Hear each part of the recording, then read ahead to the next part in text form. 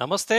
ఇవాళ మన చర్చా కార్యక్రమం జరుగుతున్నటువంటి జాతీయ ఎన్నికల సరళి పైన ఇప్పటివరకు జరిగినటువంటి 4 దశలపైన ఎలా ఉంది? జరగబోతున్నటువంటి 3 దశలపైన ఎలా ఉంది? మోడీ ప్రభుత్వం మళ్ళీ వస్తుందా? సీట్స్ ఎన్నొస్తాయి? వచ్చే అవకాశం ఉందా? అలాంటి విషయాలపైన మనం చర్చించుకుందాం. దీనిపైన విశ్లేషణ అందించడానికి మనకు నారపురాజు నరసింగరావు గారు మనకు వచ్చారు. వీరు ప్రముఖ రాజకీయ విశ్లేషకులు. టీవీ ఛానల్‌లో, మీడియాల్లో చాలా రెగ్యులర్‌గా వారి విశ్లేషణను అందిస్తుంటారు. సార్, సంవాదం మీకు స్వాగతం పలుకుతుంది. నమస్తే. నమస్తే. సార్, మీరన్న ఇంకొక ఇంపార్టెంట్ పాయింట్, సంఖ్యాబలం వల్లనే నరేషన్ కూడా చేంజ్ అయిందన్నారు. అది వాస్తవమే. అంటే కనీసం 370 అధికరణ గురించి మాట్లాడలేని స్థితిలో ఉండే 2004 కావచ్చు, 9 కావచ్చు ఎప్పుడైనా. ఇప్పుడు 370 తీసేసినామని మాట్లాడుకుంటున్నాం. చాలా పాజిటివ్ చేంజ్. యోగేంద్ర యాదవ్ అన్నాడు, అంటే నేను చదివాను, అతను అన్నది ఏంటి అంటే మహారాష్ట్రలో ఒక 10 సీట్లు తగ్గుతుంది, మధ్యప్రదేశ్‌లో తగ్గుతాయి. అతను ఏమంటాడంటే అసలు అన్ని చోట్ల బీజేపీకి సీట్లు తగ్గుతాయి. బీజేపీ ప్లస్ ఎన్డీఏ 270 రావు అంట. సో దీన్ని మీరు ఎలా చూస్తారు? అబ్జర్వేషన్ ఏంటి? చాలా మంచి ప్రశ్న వేశారు. ఇది ఇప్పుడున్నటువంటి చెప్పండి నన్ను. 5th place, 6th place, 7th place ఎన్నికలు జరగబోతున్నటువంటి సమయంలో దీని మీద చర్చ జరగటము, దీనికి సంబంధించినటువంటి ఒక నేరేటివ్ సమాజానికి వెళ్ళటం కూడా చాలా అవసరమైనటువంటి విషయం. భారతీయ జనతా పార్టీకి సంబంధించి కానీ ఎన్డీఏ కానీ మహారాష్ట్రలో సీట్లు, ఓట్లు తగ్గుతాయి. ఉత్తరప్రదేశ్లో తగ్గుతున్నాయి, బీహార్లో తగ్గుతున్నాయి. మరి ఎవరికి వస్తున్నాయి? పలానా వాళ్ళకి వస్తున్నాయని ధైర్యంగా చెప్పాలి కదా. ఇప్పుడు ఇక్కడ ఈ సెఫాలజిస్టులు వీళ్ళెవరు? ఇంకో విషయం ఏంటంటే ఈ మనం ఊహాజనితమైనటువంటి అంశాలను మాత్రమే తెర మీదకి తీసుకొచ్చి మనం ప్రచారంలో ఉండాలి అనేటువంటివి మాత్రమే ప్రయారిటీ ఇస్తున్నారనే తప్ప దీనికి ఇప్పుడు మాట్లాడుతున్నటువంటి మాటలకు వాస్తవ రూపానికి చాలా వ్యత్యాసం కనపడుతుంది. 2012 గుజరాత్ ఎన్నికల్లో, 2017 గుజరాత్ ఎన్నికల్లో, తర్వాత ఉత్తరప్రదేశ్ ఎన్నికల్లో 2 టర్ములలో అనేక రాష్ట్రాలకు సంబంధించినటువంటి, ముఖ్యంగా ఉత్తర భారతానికి సంబంధించినటువంటి ఎన్నికల సమయంలో మీడియా సంస్థల్లో, మీడియా వేదికలుగా కూర్చొని ఇదే రకమైనటువంటి చర్చలు చేస్తున్నారు. ఎవరైనా కొంచెం గట్టిగా మాట్లాడేటువంటి వాళ్ళు మీ దగ్గర ఉన్నటువంటి దానికి ఆధారభూతం ఏంటి అంటే, మీరు చెప్తున్న దానికి బేస్ ఏంటి అని అడిగారు అనుకోండి. బేస్ ఏంటి అని అడిగితే ఆయన ఆ చర్చ నుంచి పక్కకు తప్పుకొని వెళ్ళిపోయినటువంటి సందర్భాలు కూడా మనం చూసాం. అంటే మీరు నన్ను ఆధారం అడగటం ఏంటి, నేను చెప్పింది మీరు వినాలి కదా అనేటువంటి ధోరణి. ఇది ఎంతవరకు కరెక్ట్ అని ఆలోచించుకోవాలి.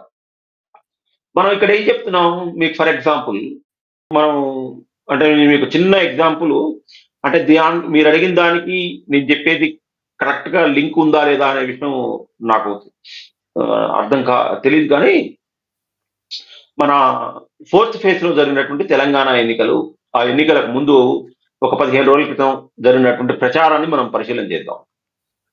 కాంగ్రెస్ పార్టీ ఏం చేసింది? రాష్ట్రంలో అధికారంలో ఉన్నటువంటి కాంగ్రెస్ పార్టీ ఒక 4 నెలల క్రితం అధికారంలో వచ్చిన పార్టీ ఏం చేయాలి? సహజంగా అందరూ ఊహిస్తున్నటువంటిది, అవుట్ ఆఫ్ 17లో ఒకటి ఎట్లాగో ఎంఐఎం గెలుస్తుంది, రిమైనింగ్ 16లో మెజార్టీ స్థానాలు మేమే గెలుస్తామని కాంగ్రెస్ పార్టీ భరోసా. ఆ భరోసా కోసం ఏం చేసింది కాంగ్రెస్ పార్టీ? ఇంకొంచెం మనం ప్రజల్లోకి వెళ్ళాలి, ముందు ఇప్పుడు యాంటీ మోడీ, యాంటీ అమిత్ షాలకు సంబంధించినటువంటి వ్యతిరేక విషయాలు మనం ప్రచారంలో తీసుకెళ్లాలని చెప్పేసి సంగారెడ్డిలో, సిద్దిపేట మన అమిత్ షా వీడియోను కూడా డీప్ ఫేక్ వీడియోను మార్చి ఒకటి వైరల్ చేసి దాని ద్వారా ఏదో లబ్ధి పొందాలనుకుని. కానీ అదేమైంది? వాళ్ళు అమ్మో దీని ద్వారా ఏదో ప్రమాదం జరుగుతుంది అని చెప్పేసి దాంట్లో పూర్తి వాస్తవాలు తెలుసుకొని వాళ్ళు ఎన్నికల కమిషన్ కి, కేంద్ర హోంమంత్రికి ఇట్లా కంప్లైంట్ ఇచ్చిన తర్వాత దాని మీద సంబంధించినటువంటి 1-2 ఎఫ్ఐఆర్లు, కేసులు, విచారణ జరగగానే అది పూర్తిగా ఫేక్ అనేటువంటిది అర్థమైపోయింది. ఇంకా వాళ్ళే అక్కడి నుంచి పాపం బ్యాక్ వచ్చారు. ఇంకా వాళ్ళ దగ్గర ఎజెండా లేదు. ఆ ఎజెండా కొట్టుమిట్టాడుతున్న తర్వాత మొత్తానికి ఎన్నికలు అయిపోయాయి. ఎన్నికలు అయిపోయిన తర్వాత ఆ పార్టీకి సంబంధించినటువంటి పరిశీలకులు, లేకపోతే బాధ్యులు ఎవరైతే ఉన్నారో వాళ్ళందరూ ఈరోజు అధికారికంగా మీడియా ముందు ఆఫ్ ద రికార్డు లోపల చెప్పేటువంటి మాటలేంటి? మేము ఒక 8 స్థానాలు ఖచ్చితంగా గెలవగలుగుతామని. అంటే 14 నుంచి 8కి వచ్చారు. అవును. అంటే నేనేం చెప్తున్నా, అధికారంలో ఉన్నటువంటి తెలంగాణ రాష్ట్రంలో కాంగ్రెస్ కర్ణాటకకు సంబంధించినటువంటి వాళ్ళతో మాట్లాడితే ఏమంటున్నారు, ఫస్ట్ ఫేజ్ లో బీజేపీకి ఎక్కువ మెజారిటీ సీట్లు వస్తాయండి, కానీ సెకండ్ ఫేజ్ కి వచ్చే వరకల్లా మన రేవన్న ప్రజ్వల అంశాలు మాకు ఏమైనా ఉపయోగపడతాయి అంటున్నారు. అంటే ఎన్నికల అంశాలను ప్రధానమైన లోక్సభకు సంబంధించినటువంటి ఎన్నికల అంశం ప్రజ్వల్ కి సంబంధించినటువంటిదో రేవన్నకు సంబంధించినటువంటి అంశంతో ముడిపెడతారా, లేకపోతే జాతీయ ప్రాధాన్యత కలిగినటువంటి ప్రజలకు సంబంధించినటువంటి అంశాలను మీరు టేకప్ చేస్తారా? ఇక్కడ మీకు బీహార్ లో ఇందాక మీరు ప్రస్తావించినటువంటి బీహార్ కానివ్వండి, మధ్యప్రదేశ్ కానివ్వండి, లేకపోతే మహారాష్ట్ర కానివ్వండి, ఉత్తరప్రదేశ్ కానివ్వండి, మీ ఎజెండా ఏంటి, మీరు ఎవరితో పొత్తులో ఉన్నారు, అసలు మీరు ఎన్నికల ప్రచారాస్త్రం ఏం చేస్తున్నారు అనేటువంటి దగ్గరకు వచ్చేవరకు ఏమైంది, ఈ యొక్క కూటమి ఇండి కూటమి అనేటువంటిది నెగిటివ్. ఇదే టైంలో కూడా గుర్తుపెట్టుకోండి మీరు, భారతీయ జనతా పార్టీ ఏం చేసింది, ఎక్కడైతే తెలంగాణకు సంబంధించినటువంటి ఎన్నికల అంశంలో రిజర్వేషన్లకు సంబంధించినటువంటి అంశము, రాజ్యాంగ మార్పు అనేటువంటిది ఈ రెండు బాగా ప్రస్తావన వచ్చాయి. వీళ్ళు ఏం చేశారు, వాళ్ళు చేసినటువంటి డీప్ వీడియోకి వచ్చే వరకు దాన్ని కవర్ చేసుకోవాల్సినటువంటి బాధ్యత ఉంది. ప్రతి సభలో కూడా లేదు మేము రిజర్వేషన్లు ఏమి పెద్దగా రాజ్యాంగం మారుస్తాం అనేటువంటిది అపోహ అని వాళ్ళు దాన్ని అక్కడ ఏదైతే మైనస్ ఉందేమనుకున్నారో దాన్ని మేకప్ చేసుకోవడం కోసం కొంత ప్రయత్నం జరిగింది. ఆ ప్రజలు దాన్ని పట్టించుకోకపోయినప్పటికీ కూడా ఆ ఎన్నికలు అయిపోయిన తర్వాత వీళ్ళేం చేశారు, ఇప్పుడు వీళ్ళ ప్రధానమైనటువంటి ఎజెండాగా రామ మందిరం మీద ఫోకస్ అయింది. ఇప్పుడు మీరు చూడండి, ఒక వారం 10 రోజుల నుంచి మీకు ఉత్తరప్రదేశ్ సంబంధించినటువంటిది, మధ్యప్రదేశ్, బీహార్ సంబంధించినటువంటి అన్ని చోట్ల జరగబోయేటువంటి ఈ 3 చోట్ల రామ మందిరం ఇప్పుడు అజెండా అయింది. ఈ ఎజెండాకు కూడా కారణం ఏంటి, వీళ్ళే తీసుకొస్తున్నారు. రాముడు అందరి వాడ అంటారు, సీతాదేవిని విమర్శిస్తున్నారు, ఇంకొక అతనేమో శ్యామ్ పిట్రోడా లాంటి వాళ్ళు ఇంకో రకమైనటువంటి కామెంట్స్ చేస్తారు, లేకపోతే మణిశంకర్ అయ్యారేమో పాకిస్తాన్ దగ్గర అనుభవం ఉంది, అది మన మీద వేస్తారు కాబట్టి మనం పాకిస్తాన్ తో స్నేహ సంబంధాలు ఇంకొంచెం మెరుగుపరుచుకోవాలి తప్ప వాళ్ళతో మనం యుద్ధం చేయటం కాదు అంటున్నారు. ఒకవైపు ఏమో పాకిస్తాన్ లోనే పిఓకేలో ఉండేటువంటి ప్రజలు స్థానిక ప్రభుత్వాల మీద తిరుగుబాటు చేసి భారత్ మాతాకి జై అని నినాదాలు ఇచ్చి మేము భారతదేశంలో కలుస్తామని వాళ్ళు స్వచ్ఛందంగా అక్కడ వైపు వాళ్ళు పోరాటాలు చేస్తున్నారు. బట్ ఇక్కడ మన దగ్గరకు వచ్చేవరకు ప్రధానమైనటువంటి రాజకీయ పార్టీలు, అది కాంగ్రెస్ కానివ్వండి, సమాజ్వాదీ కానివ్వండి, వామపక్షాలు కానివ్వండి, ఆమ్ ఆద్మీ కానివ్వండి, డిఎంకే కానివ్వండి, వీళ్ళ యొక్క ఆలోచన విధానం ఎట్లుంది, లేదు మనం పిఓకాని స్వాధీనం చేసుకోవాల్సిన అవసరం లేదు, మనకు దాన్ని ఇంకా అంతకాలం ఇప్పుడు ఒక 75 సంవత్సరాలుగా అది అట్లాగే ఉంది, ఇంకో 75 సంవత్సరాలు ఉంచినా కూడా మనకేం నష్టం లేదు, మనకు కావాల్సింది వేరు, మన ఎజెండా వేరు అనుకున్నాయి. కానీ మెజారిటీ ప్రజలు ఈ ఎజెండాకి మైండ్ సెట్ కి సింక్ అయ్యలేరు. ఇది వాళ్ళకు నెగిటివ్ అన్నమాట, మైనస్. మీరు చెప్పిన పాయింట్ చాలా బాగుంది సార్. ఒకటి ఏంటంటే అదే ఎజెండా ప్రాపర్గా లేకుండా ఒక మోడీ లాంటి గట్టి నాయకుడిని ఎదుర్కోవడం అనేది సాధ్యం కాదు. అది పాయింట్ బాగుంది సార్. కంక్లూడ్ చేద్దాం. ఒకటి చెప్పండి, ఇప్పటి వరకు జరిగినటువంటి అన్ని 4 దశలలో బీజేపీ 270 క్రాస్ అయిందని అమిత్ షా అన్నారు. క్రాస్ అయిందంటారా? మీ గెస్ చెప్పండి. అంటే మనకు ట్రెండ్ తెలిసి ఉంటుంది కదా ఇప్పటి వరకు. అంటే నేను చాలా కాలం నుంచి వ్యక్తిగతంగా నాతో కలిసినటువంటి వాళ్ళని కానీ, లేకపోతే ఇట్లా మీడియా బహిరంగం కానీ, లేకపోతే సోషల్ మీడియాలో నా వాల్స్లో కానీ నేను ప్రస్తావిస్తున్నటువంటి అంశం ఏంటంటే, బీజేపీకి 325 ప్లస్ ఆర్ మైనస్ ఒక 10 to 15 స్థానాలు, ప్లస్ ఎన్డీఏకు ఇంకొక 30 స్థానాలు, ఓవరాల్ గా ఇవన్నీ కూడా ప్లస్ ఆర్ మైనస్. ఇవి వచ్చి అంటే 2014 కంటే 14లో భారతీయ జనతా పార్టీకి 282 వచ్చాయి, 19కి వచ్చే వరకులా 303 వచ్చాయి. ఇప్పుడు నేనేమనుకుంటున్నా అంటే ఒక 20 నుంచి 25 స్థానాలు పెరిగేటువంటి 30 స్థానాల వరకు పెరిగేటువంటి ఆస్కారం ఉంది దేశవ్యాప్తంగా. కారణం ఏంటి అంటే నేను ఈ 4వ ఫేజ్లో 270 వస్తాయా, 3లో 200 వస్తాయా, లేకపోతే 100లో మన మొదటి ఫేజ్ లో 60 వస్తాయా, 70 వస్తాయా అనేటువంటి ఆ యొక్క ఫేజ్ వైజ్ జోలికి నేను పోను. కానీ ఓవరాల్ గా చూసుకున్నట్లయితే మనం ఇంతకుముందు కూడా ఒకసారి చర్చ చేసినట్టుంది. మొదట 10 రాష్ట్రాలు ఉన్నాయి.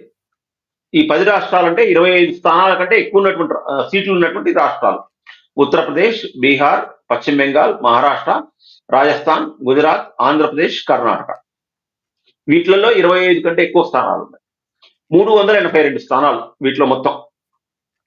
ఈ 382 స్థానాల్లో ఇవన్నీ కూడా బీజేపీకి సంబంధించినటువంటి స్ట్రాంగ్ హోల్డ్స్. స్ట్రాంగ్ హోల్డ్ ఒక తమిళనాడు తప్ప.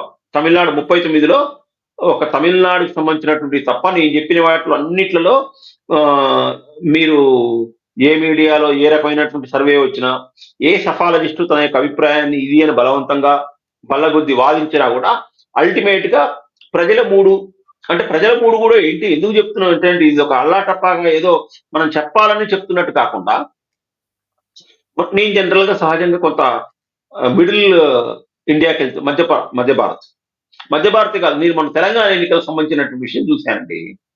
దాదాపు ఒక 200 మంది 300 మందితో నేను మాట్లాడి ఉంటా. ఆ మాట్లాడినటువంటి వాళ్ళందరూ బీజేపీకి సంబంధించినటువంటి కార్యకర్తలు, లేకపోతే సంఘ పరివారకు సంబంధించినటువంటి ఐడియాలజీ ఉన్నటువంటి వాళ్ళు కాదు. నేను మామూలుగా రోజు మా ఇంటి దగ్గర పనిచేసేటువంటి వాచ్మెన్లు, తర్వాత క్యాబ్ డ్రైవర్లు, ఓలా మన ర్యాపిడో డ్రైవర్లు, లేకపోతే మెట్రోలో నా పక్కన ప్రయాణం చేసేటువంటి వాళ్ళు, ఆఫీసుల్లో సమూహంలో ఉండేటువంటి వాళ్ళు, ప్లస్ కూరగాయల షాప్ దగ్గర ఉన్నట్టు ఇట్లాంటి వాళ్ళ యొక్క ప్రజల మూడు ఎట్లా ఉంది, మీరు ఎవరికోసారి ఓటు అని చెప్పేసినట్లు మనం ఒకసారి అట్లా మనం ఒక సర్వే లాగా చేసినట్లయితే ఎవరు చూడండి, దాదాపు మనం ఒక 100 మందిని అడిగితే 90 మంది నేను మోడీకి ఓటేసా అన్నారు. ఈ 90 మంది వాళ్ళకు దీంట్లో 90లో గుర్తుపెట్టుకుని చాలా మందికి ఇంతవరకు ఎప్పుడు ఆ కమలం పువ్వు అనేటువంటి సింబల్ కూడా తెలియదు వాళ్ళకు. కానీ ఈసారి వాళ్ళకేంటంటే వాళ్ళు కూడా చాలా మంది నాతో మాట్లాడినటువంటి మాటలు ఏంటంటే, సార్ ఇక్కడ ఎవరున్నా పర్వాలేదు, గల్లీలో ఎవరున్నా ఉన్నా పర్వాలేదు, కానీ ఢిల్లీలో మోడీ ఉండాలి, ఢిల్లీలో మోడీ లేకపోతే దేశం పాడవుతుంది. సింపుల్, ఇది ఒక్కటే చెప్పారు. అందరూ చెప్పిన మాట ఇదొకటే. అంటే ఇది గల్లీలో ఎవరైనా ఢిల్లీలో మోడీ ఉండాలి, మోడీ లేకపోతే దేశం పాడవుతుంది అనేటువంటిది ఒకటి ఈ 10 సంవత్సరాలుగా ఈ ఒక చిన్న వర్డ్ బలంగా దేశవ్యాప్తంలో ప్రతి హృదయంలోకి పోయింది. మెజారిటీ హృదయంలోకి. ఈ మెజారిటీ హృదయంలోకి పోవడం వల్ల ఇదే బీజేపీకి నరేంద్ర మోడీకి బలం, ఇదే ఎన్డీ కూటమికి రాహుల్ గాంధీకి బలహీనం. కాబట్టి ఇప్పుడు మనం వాళ్ళు సులభంగా వాళ్ళకి ఈ మెజారిటీకి సంబంధించినటువంటి ఒక 5-10 స్థానాలు అటు ఇటు కావచ్చు, కానీ మరీ యోగేంద్ర యాదవ్ చెప్తున్నట్టుగా 250 రావు, 240 రావు, 280 రావు. ఇంకో విషయం ఏంటంటే వీళ్ళు కూడా 2 విషయాలు చెప్తున్నారు మళ్ళీ. 240 రావు, కానీ బీజేపీ అధికారంలోకి వస్తుంది. బీజేపీ అధికారంలోకి రాగానే రాజ్యాంగం మారుస్తుంది. ఇప్పుడు 240 రాని వాళ్ళు అధికారంలోకి ఎట్లా వస్తారు? 240 వచ్చే వాళ్లకు అసలు రాజ్యాంగంలో మార్చగలిగేటువంటి బలం ఉంటుందా? రాజ్యాంగం మార్చడం కూడా అంత సులభం కాదు. 2 సభల్లో 2/3 మెజారిటీ ఉండాలి. రాజ్యసభలో బీజేపీకి లేదు.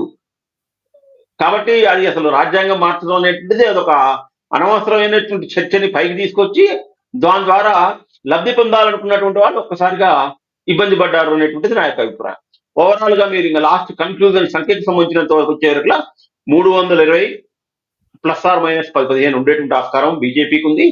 ఎన్డీఏ కూటమికి సంబంధించినటువంటిది 365, 370 ± ఉండేటువంటి ఆస్కారం కనపడుతుంది.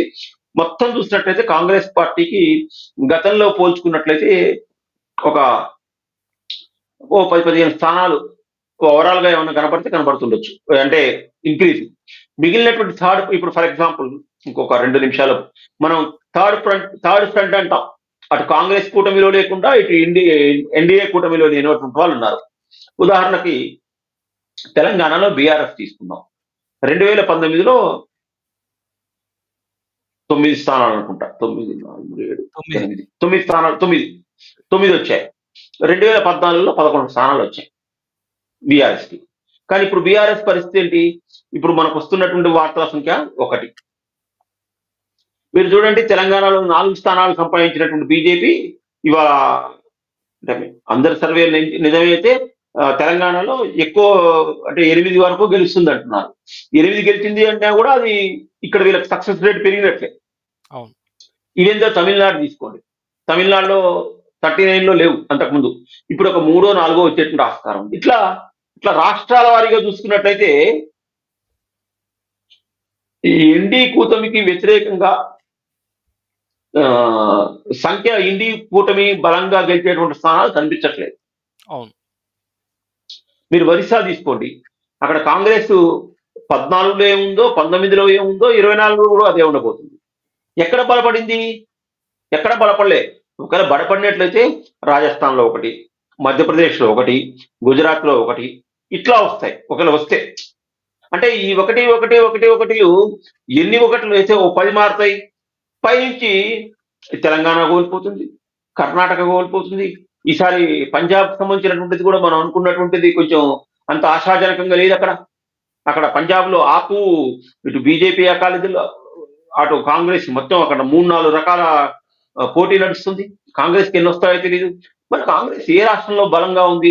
సింగిల్ మీన్ డబుల్ డిజిట్ ఇక్కడ వస్తుంది అని చెప్పుకోవడానికి వాళ్ళ దగ్గర అంటే లెక్కలు, గణాంకాలు క్లారిటీ లేవు కాబట్టి ఈ టర్మ్ వరకైతే మనం అందరం దేశం ఒక సంవత్సరం, 2 సంవత్సరాల నుంచి మూడ్ ఆఫ్ ద నేషన్ ఎట్లా ఉందో అదైతే మారలేదు. అది కంటిన్యూ అవుతుంది. ఇంకా ఎవరికైనా మనకేమైనా ప్లాట్‌ఫార్మ్స్ కావాలి, మనం ఏదైనా ఆట ఆడాలంటే గ్రౌండ్ కావాలంటే అది 2029కి రిజర్వేషన్ చేసుకోవడమే కానీ 2024కి మాత్రం స్కోప్ లేదు. ఓకే.